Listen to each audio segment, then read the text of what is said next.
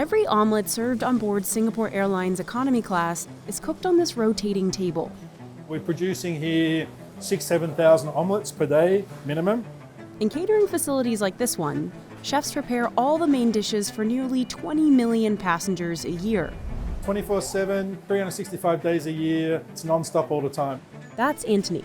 He's in charge of the entire catering operation, and his food shopping budget is $500 million a year. So it's quite a substantial amount of product. His kitchen cranks out 168,000 lobster tails every month and over 1 million pounds of rice a year. But even the most expensive meals don't always taste the same in the sky. Historically, flavors could change depending on the conditions inside a plane, a phenomenon aircraft manufacturers and airlines have spent decades trying to fix. Just do one last taste. So catering facilities like this one are left with a logistical nightmare. How to make 50,000 yummy meals a day in a massive time crunch. With military clockwork. Because just like us, these meals can't miss their flight. The plane is ready, you need to be ready. So how does Singapore Airlines serve up so much food in time for takeoff? This is Singapore Airlines' biggest catering facility, located within Changi Airport. It's run by the airline's catering partner SATS, and while SATS does make food for 45 other carriers, Singapore Airlines is by far its biggest customer. SIA, to be frank, is a very demanding customer. Antony works with SATS to develop hundreds of new menus every year, and creating one dish can take 9 to 12 months. There's different menus flying in different directions and different cuisine types, Japanese, Chinese, Singaporean, and obviously Western meals. The airline runs menus from 77 different departure cities. So if you're leaving Singapore, you'll be offered chicken and rice or a hawker soup. If you're leaving New York City, you'll get a smoked trout salad. And of course, the food changes based on where you're sitting on the plane. In first-class suites, passengers have the most options, from caviar and lobster thermidor to beef tenderloin. In premium economy, flyers have just a couple choices, like this nasi kerabu, because the airline cooks it in bigger batches. No matter the cabin, chefs try to include a protein, vegetable, starch, and a sauce in each dish. Before anyone can get to cooking, they need to suit up. They wash their hands thoroughly and step into this air shower. To remove hair, dust, and anything which may provide opportunity inside the facility for contamination.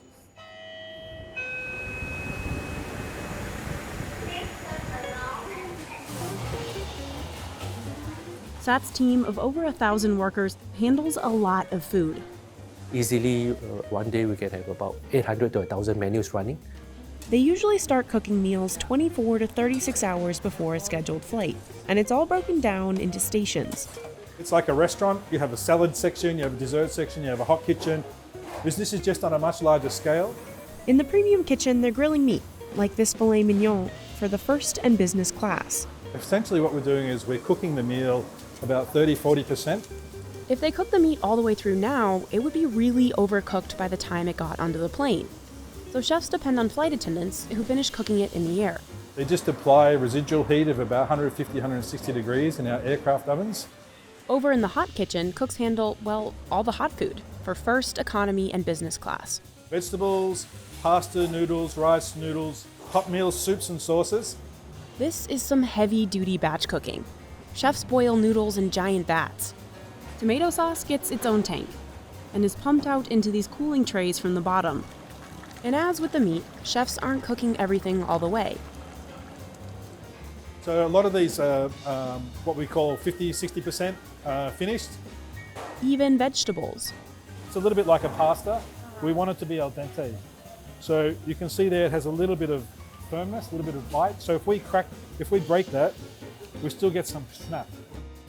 So as it cools, the meals will continue, or the food will continue to cook until it reaches the core temperature that we need to achieve for food safety.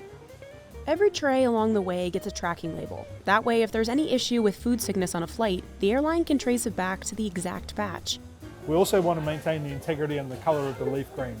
So we cook it in the hottest possible water, 100 degrees. We cook it for the shortest amount of time as possible. Once the food comes off the heat, it immediately heads down this conveyor belt to the blast chiller. That stops the cooking process in its tracks. Some things, though, are totally cooked through, like these omelets on this rotating table. The eggs come pre-cracked in a liquid mixture. A pump squirts the perfect amount into each pan. Chefs stationed around the table cook, flip, fold, and stack every omelet.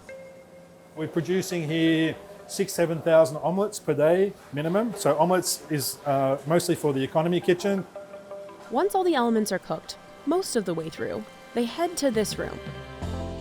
So this is what we call casserole assembly for economy meals and also business class and some first class meals. This is where they pack all the food into the foil containers you might have seen in flight. Normally from the time they take the meal components from the fridge, within 35-45 minutes, they have to have put the meal into the tray.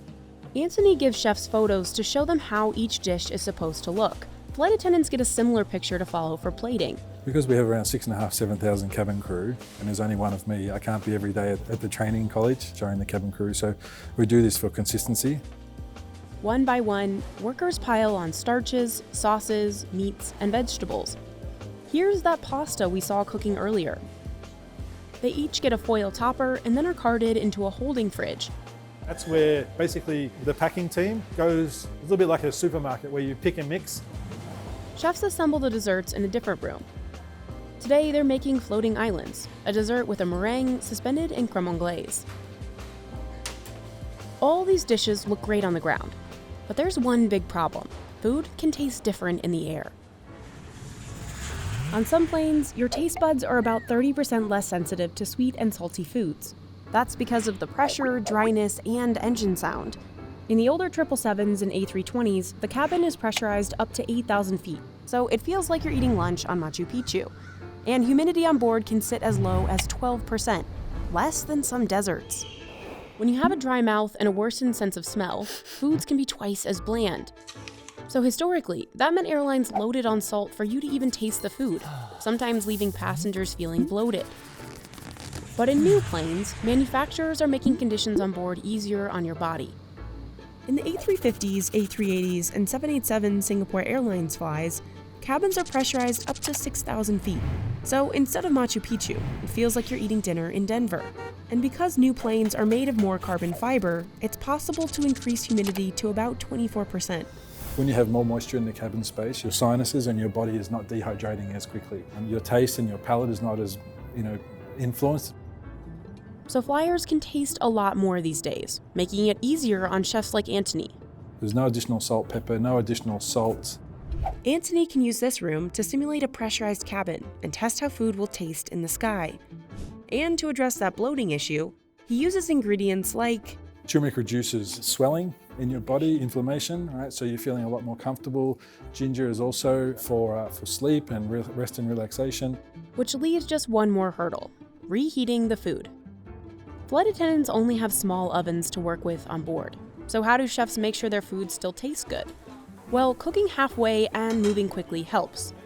And they avoid dishes that don't travel well. We try not to do things that are deep fried, for example. Chicken wings, it doesn't stay crispy, and none of us really like to bite into soft French fries. They also stay away from thin fish, like sea bass. A fish which is a bit thicker, a cod, a salmon, they stand up much better to in-flight experience. After all the meals are assembled, the food finally meets up with the carts you see on board. So we have here the tray assembly area. Elevators bring clean trays, cutleries, and dishes upstairs. The silverware elevator? Yeah, it's like it's a deluxe ride, for your cutlery.